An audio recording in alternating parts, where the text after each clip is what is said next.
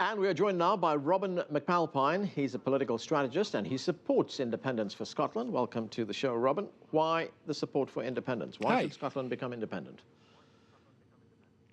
Well, I mean, fundamentally, we've got a democratic problem. For decade after decade, Scotland votes for social democratic governments, and half of the time we get government by Westminster.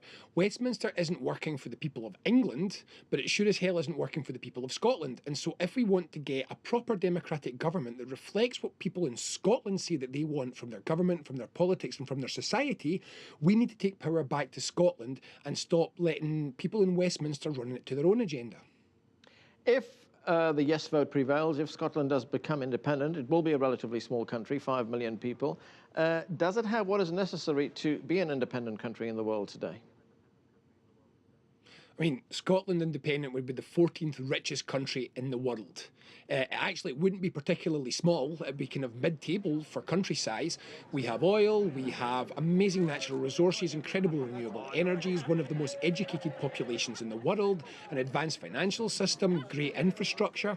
It's frankly ridiculous that anyone could possibly suggest that a country as successful and wealthy and well endowed as Scotland would have any difficulty being an independent country. If you just look up to our north, Finland, Norway, Denmark, Sweden, or over to our east where you've got countries like Switzerland or Holland, we have an enormous number of small, successful countries round about us, and every one of them performs better than Scotland does in the UK. You mentioned oil, and one of the arguments mentioned by the other side, the no side, is that Scotland can become too dependent on oil, and we know how volatile oil prices can be. The Institute for Fiscal Studies says Scotland's budget deficit has worsened relative to the rest of the United Kingdom because of falling North Sea oil prices. What the Institute for Fiscal Studies says is that in their projections into the future, Scotland's budget might fall. Let's be absolutely clear about this. Every single year since records began, Scotland has given more to the UK in tax than the UK has given back to Scotland in spending. So yes, there's a bunch of financial service sector think tanks who always have a computer model that proves that the future is impossible. But I'm just going to say again, which country in the world was it that discovered that they had oil and thought this was a bad thing?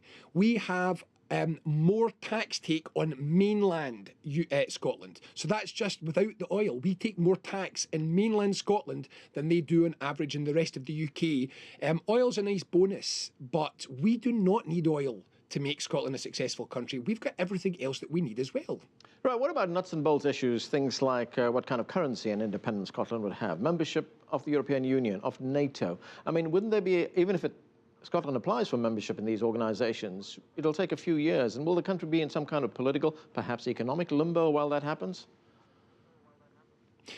Well, I mean, in all of these things, sense will prevail. There is no question that the European Union will keep Scotland in, not least of which is that we are in control of the entire northwestern territorial seaboard of the European Union. So the idea that they'll be quite happy to throw us out, even if it was possible to do it, is nonsense. We will find there's many ways that we can resolve the currency issue. I actually personally don't favour a currency union, and I think it'd be better to set up our own currency upon independence.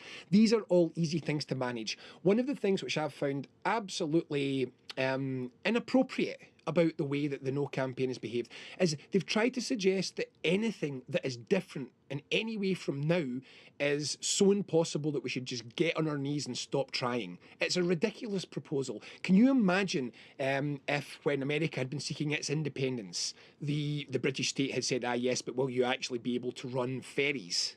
You'd have looked at them and you'd have said, what are you talking about? The issues are much bigger than this. We are a successful country. We are perfectly capable of answering how we can set up a tax system or currency. It's not going to be a problem. Robin McAlpine, we're going to have to leave it there, sir. Thanks for joining us.